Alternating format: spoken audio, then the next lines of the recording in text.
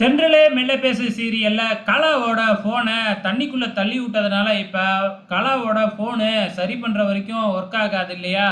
இந்த சந்தர்ப்பத்தை யூஸ் பண்ணி நம்ம இளமதி அந்த மினிஸ்டரோட பையனுக்கு ஃபோன் பண்ணி, இந்த மாதிரி நீனு, கலா, உங்க அப்பா எல்லாம் சேர்ந்து அசோக்ன்னு ஒருத்தனை கொன்னீங்களே ஞாபகம் இருக்கா?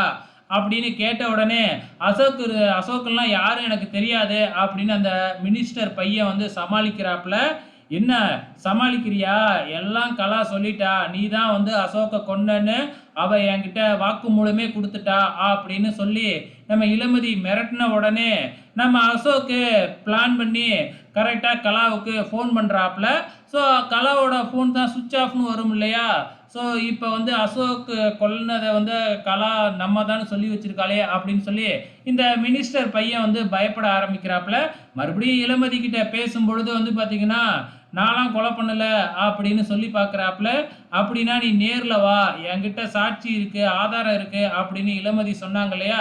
சரி நான் நேர்ல வரேன் அப்படின்னு சொல்லி அவரும் ஒத்துக்கிறாப்புல.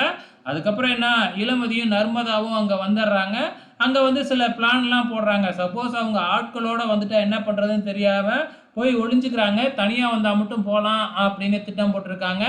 அது மட்டும் இல்ல, சப்போஸ் அந்த இக்கட்டான சூழ்நிலை அங்கேருந்து கிளம்பணும் அப்படின்னா, நீ போலீஸ் சைரன் சவுண்டை ஆன் பண்ணி விட்டுரு, அங்கேருந்து ஓடிடலாம் அப்படிங்கிற மாதிரியும் ஒரு பிளானை போட்டிருக்காங்க.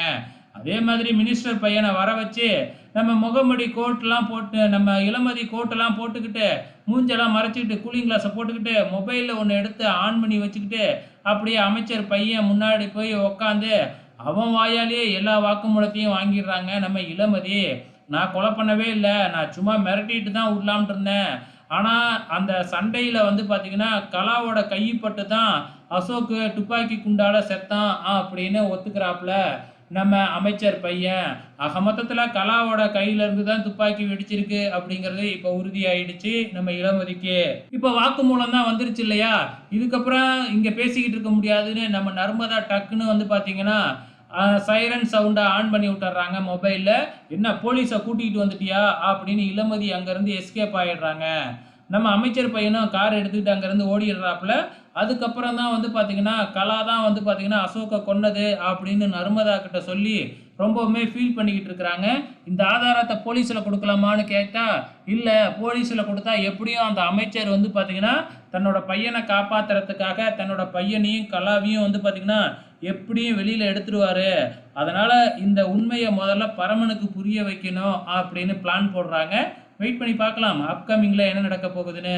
இப்ப இளமதியும் கலாவுக்கு ஃபோன் பண்ணி அந்த வீடியோ ஆதாரத்த அனுப்பிச்சு விட்டுறாப்புல. இப்ப கலாவும் இளமதி கிட்ட வசமா மாட்டிக்கிறாங்க. இளமதி எனக்கு காசு வேணும், ரூ. 2,00,000 வேணும் அப்படின்னு கேட்டிருக்கிறாங்க. கலா நான் தரேன், நானே எடுத்துட்டு வந்து தரேன் அப்படின்னு ஒத்துக்கிட்டு இருக்காங்க இல்லையா? வெயிட் பண்ணி பார்க்கலாம் நாளைக்கு என்ன நடக்க போகுதுன்னு.